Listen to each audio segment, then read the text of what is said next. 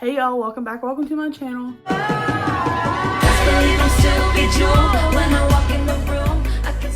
Okay, so I've decided to just start doing monthly reading wrap-ups. I love watching them. It usually gives me ideas of like what I might want to read or add to my TBR that never ends. So I'm gonna start doing them. I read 10 books in January. I'm technically currently, as I'm filming this, reading the 10th book, but I'm gonna finish it today, so I'm counting it. Okay, so I'm gonna like talk about them in order because that's how my brain can handle it better. My first read of the month was a reread, and it was Rootbound by Tara DeWitt. I love this book. It is small town, somewhat found family, sprinkle a little trauma in there because y'all know I love my trauma, and it's just sort of second chance, but not second chance romance. There's just second chance in there within like the plot. It is about Tate and Henry. Tate is a like photography journalist type deal, and she gets a job that ends up being on her estranged father's ranch, and so she has to go and just kind of do her thing, but she tries to get out of it and she can't, whatever. So when she goes, Henry, who is our main male character and our grumpy hot man, picks her up at the airport. Just so happens to be the wrong airport as well, so he's already broody about that, and they just kind of don't get off on the right foot immediately, but he realizes who she is before they get back to the ranch. So they have a little moment. Well, they end up just developing like a best friendship. Like they just get along real well once they get past their being dicks to each other, and he like sort of realizes why she's upset, but at the same time her family, like on her dad's side, pretty much raised him and helped him become the man he is, so he's kind of biased on either side. But it's just like a story of like love and sacrifice and like small town. Y'all know I love my small town, and it's a very beautiful book. I've read it a few times. I've tabbed the ever-living crap out of it. I love Tara. She's one of my favorite people, one of my favorite authors. So I gave this 5 out of 5 stars. I'll never get sick of this book. I'm gonna reread it every year. The second book that I read this month was an ARC. I've talked about the Eden series by Debney Perry before, but I got an ARC of Jasper Vale, which is the 4th book in the series. Y'all, Jasper Vale is the main male character, and he is just so spicy. Like, I can't. It is a like one night stand, accidental marriage of convenience type deal, and she is dealing with a lot of family stuff and just trying to like prove to her family that she's like worthy of taking care of her motel hotel type deal. And he is like dealing with getting over his ex, kind of. He's dealing with have to hide the secret from his best friend that he just married, his best friend's woman's sister, and it was like a, not exactly forbidden, but like off, just like, it was that weird in between of not allowed. And he gets a wedding invitation from his ex, who's awful, and he has to go because for himself he feels like he needs to go. He asks her just to stay married to him for long enough to go to the wedding, and of course during that time they start doing like a friends with benefits type thing because they've already slept together a few times and realize that they're good, and it just like they're gonna be together, so why not reap the benefits. This book is spicy from beginning to end. The mouth on that man, whoo, very good. It's just, the book comes out yesterday from the day I'm posting this, so January 31st. I love the Eden series. The next book is coming out this year in that series, and I'm just so excited. 4 and 5. Book 3 of the month was another reread. I'm a rereader, I count myself, but it was Her Shadows, His Secrets by C.C. Monroe. I got an ARC of this last year before. Oh my god, I don't remember when this came. Either way, because I found CC through TikTok, and it is a plus size representation, spicy, This is probably one of the spicier books I've ever read in my life. He is very dominant, possessive, and protective over Hannah. It's Theo and Hannah, sorry. She moves to this small town because her grandfather, who she'd never known, dies and leaves her everything. And because she's doesn't have a good situation where she lives, and she doesn't have anybody, and she's being stalked in the city she lives in, and she's scared, she packs what she can and just gets the hell out of Dodge. She goes to this town, and she goes and gets the house that her grandpa left her, and she meets Theo, who ends up being the girl she meets in the beginning of the book that becomes her friend's brother. And he just immediately is like, I want her, but he just wants benefits. He doesn't want relationship. But of course, they grow to like, oh, we want more than this, but neither of them know how to handle it. And there's like a plot twist and secrets and spice, and it is so good. The next book I read this month was A Brush with Love by Maisie Eddings. I look at the tabs. I literally tabbed the ever-loving shit out of this book. I loved this book. I read a Maisie Eddings book the end of the year last year, like November, December, and I just loved it because she does such good, like, mental health representation in the first book she did. So I was like, I'm gonna read this one because someone had told me this is a good anxiety representation. So picked it up, fell in love with it immediately. 5 out of 5, love it. It's about Dan and Harper. Harper is a like top of the class like dental student, and she's very like does her homework, doesn't really go out much, very obsessive over making sure her classes and everything are good. And Dan is a like prodigy of his father, who is in the program but doesn't want to be because that's not his dream. He doesn't like it, but he feels like he has to, and you learn why. And they literally accidentally bump into each other one day, and he feels so bad because she messes up something that he had made, and she decides to like help him fix it, and they just kind of become best friends. And I mean, like, they're literal twin flames. They just get along so well, and she doesn't judge him for the stuff that she realizes that he's having a hard time doing and like learning. And it's just, he is obsessed with her in the best way. He literally loves her, everything about her, all her insecurity, like everything, and vice versa. And she suffers from really bad anxiety. She has panic attacks in this, and I just loved how real they were portrayed. Like, it wasn't portrayed in a way that was trying to romanticize them. It was portraying it in a way that like real. Like, I literally felt like she was taking words out of my head and putting them on these pages. And it was Dan like learning that about her and trying to like figure out how to help her. And there's some spice in this book too. It looks innocent, but I'm telling you right now, the spice in this is so good. And it was just a beautiful story that had me bawling by the end of it, and its happy ending. 5 out of 5. Absolutely adore this book. I recommend it to everybody. The next 2 books that I read this month are part of like a series, both 5 out of 5. I held off on these books for a long time because, not that they intimidated me, but I was like, I kind of knew that I was going to become obsessed with them. So it was like, I want to be in that mindset, and it is Flawless and Heartless by Elsie Silver. Listen, I'm a small town girl. I live in a small town. I've lived in a small town my whole life. Everyone knows everybody around here. It's that kind of thing. So reading small town romance for me just hits because like I get it. You know what I mean?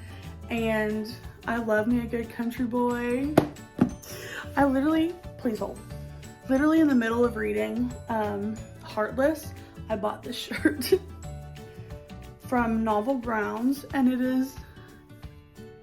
it says Chestnut Springs on it, which is where the town that this is set in, and it says in my country boy era.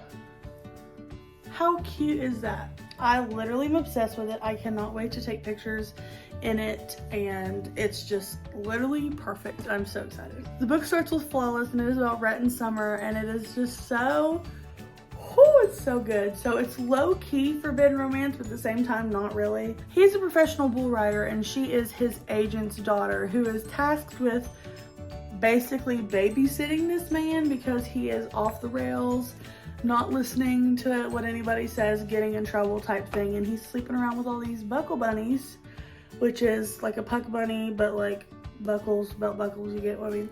And so she's tasked with taking care of him, making sure he doesn't get into trouble. And through this, she kind of realizes that he's not as bad as the guys everyone makes him out to be. And they become friends, and she takes care of him, and he's like injured, and she just does all this stuff that's what's best for him, and he's not used to that. She just does all this stuff and does what's best for him, and she's not used to that. She ends up having to stay with him on the family farm in Chestnut Springs. So she meets his brothers and his dad, who is one of my favorite characters in this series, Harvey. He is hilarious. He's literally such a shit stirrer. He loves instigating what's going on, and he sees everything before everyone else notices. So he like notices that he's all about Summer before she like anything happens. And there's just like trauma in this, and there's a low-key plot twist because she is dealing with her like ex trying to get a hold of her and all this stuff, and there's jealousy and spice. And y'all, this is like the I can't live without her, I can't live without him type angst.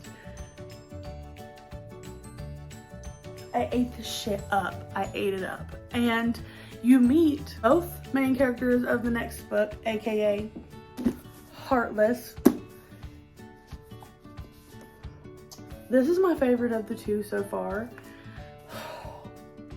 Cade is a single dad looking for a nanny, which just so happens to end up being Willa, who is the main character in the first book, Summer's best friend.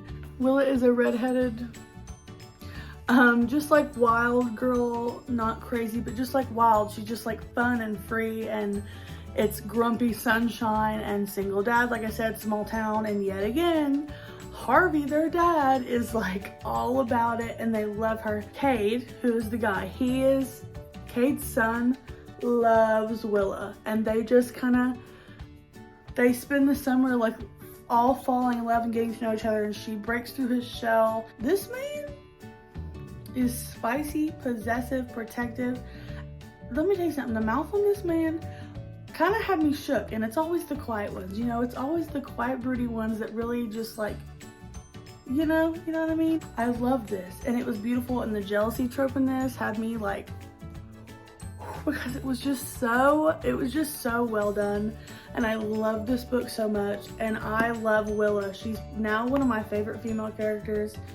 She is just amazing, and I want to like channel her in my life because she's just awesome. So 5 out of 5, just like the first book, and I will be rereading these because I want to get the special edition covers. And yes, the next 2 books I read were also part of a series by my girl Devney Perry, and I rated them both a 4 out of 5, and it is The Bluff and I can't read. It is The Bribe and The Bluff by Devney Perry. It's the first 2 books in the Calamity Mountain series. Personally, so far, The Bribe is my favorite one of the 2, but the man in the second one, Hux, is my favorite male character of the 2. The Bribe is about Duke and Lucy.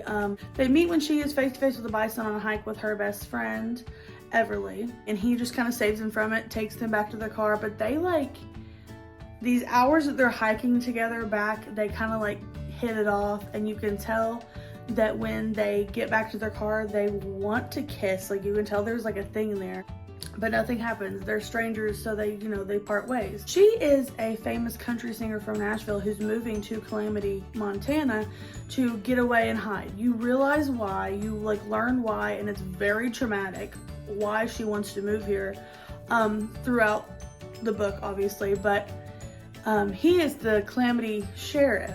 He ends up pulling her over, and she had given him a fake name when they first met because she didn't want people to know who she was. She's trying to get away from that life. So like, why would she give this stranger her name? You know what I mean? So they just meet, and she doesn't exactly tell him why at first, and he's hell-bent on finding out. So he keeps showing up, and they end up sleeping together because the tension is just so palpable. Like, the string between them, invisible string, Taylor Swift had it when she said invisible string, because that was written about Lucy and Duke. I'm telling you right now it was. And there's a big traumatic plot twist towards the end, and it was amazing, and I was like shook, and I literally ate this up. I read this in less than like 12 hours. Like I was like fiending at work to get home and read this book. Like I tabbed it a lot.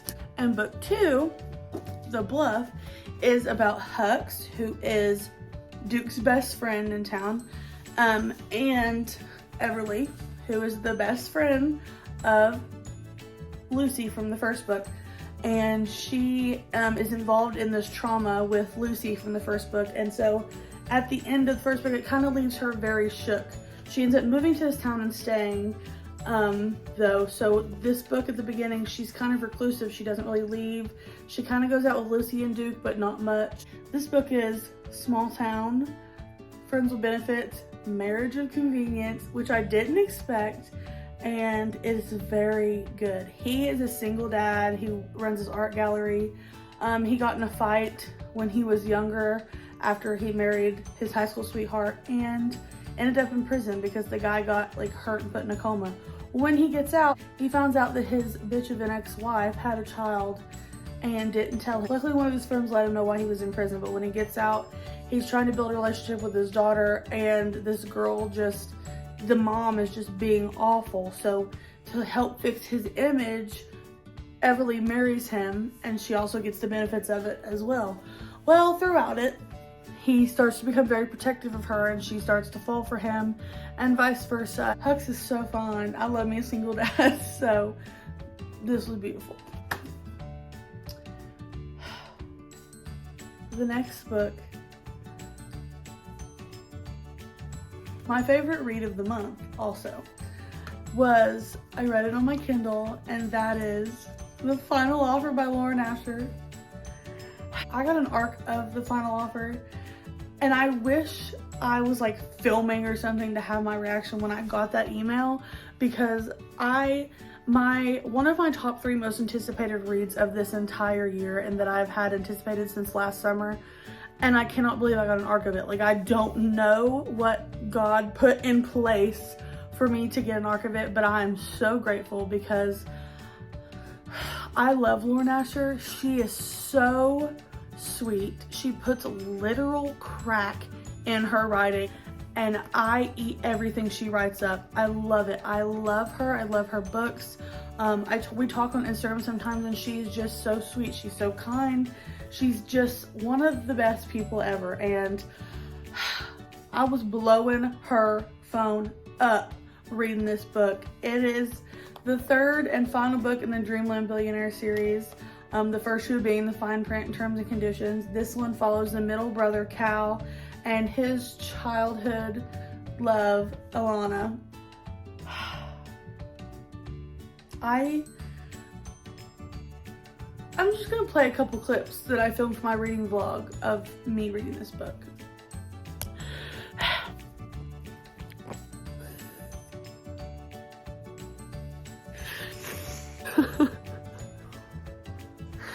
Lord, this is your fault. Yeah. I'm a crier anyways, but this book had me a mess. Nothing about this book did I expect. Nothing about, I kind of expected some of the tropes, but like the plot, like the twists, like it was just, and then the extended epilogue, it was just perfect. It is small town, second chance, forced proximity. He has to sell his childhood lake house because his grandfather passed away, who did the letters. If you haven't read the Dreamland Billionaire series, in the first 2 books, the grandpa passes away. He leaves all 3 brothers something in the will that if they want their inheritance and their money, they have to do something. So Cal's is to sell the lake house, and Cal is like the charismatic, like fun going, like middle brother that everyone loves. But in this book, you see the like dark demons he's fighting, and like you see him go through that and how he deals with it, and how Lana helps him, and like his family, and like all this stuff. And it's just so, it was written so, it was more perfect than I could have ever imagined, and it was awesome. And we get to see more of his like friendship with Iris, who is like the best. I love Iris. She's probably my favorite girl character in the whole series. Like, I just adored her, and you get to see that and like all of them being together, meeting. And Alana is dealing with she's also dealing with trauma, and like they have similar things that they're dealing with her trauma, and then things Cal's going through that makes it hard because she's also trying to be like a good person for the situation she's put in. It's beautiful and I love it so much. 5 out of 5. I posted a reading vlog about it. Go watch that if you want. You'll be watching me cry for most of the time. It was beautiful. Lauren Asher, literally love you so much. And yeah. The 10th book I'm reading is The Arc of Powerless by Elsie Silver. Powerless is the 3rd book in the Chestnut Spring series. It is about Jasper, who is not technically adopted, but they like bring him into their family, and he is he's their brother. Blood or not, he's their brother. The love interest girl is the boy's like actual blood cousin. They grew up together and they like became they were each other's person growing up. And it is just, Jasper went through like some really dark trauma, losing people in his life, blaming himself, and just dealing with that, while also in this book dealing with losing somebody else and like the fear of what losing Sloane, who's the girl, what losing her would do to him. So he's like holding off, and in his point of view, he thinks that she doesn't want to cross over that step, and her point of view, she's like, I've loved him for 18 years, like he's never gonna love me back. And like, I can't say much because it's not out yet, but he like helps her get through something like bad, and they just start learning things about each other that they've missed over the past few years. Jasper's spicy. Some of these men like that I've read recently, I didn't expect them to be spicy at all, but then like they start talking and I'm like, yo, where did this come from? You know what I mean? But that is the 10 books that I have read in January. I've had a really good reading month. I have a few books lined up and planned for February, Daisy Jones and the Six being one. I just have a feeling that book's gonna become my whole personality. Same with my friend Leah.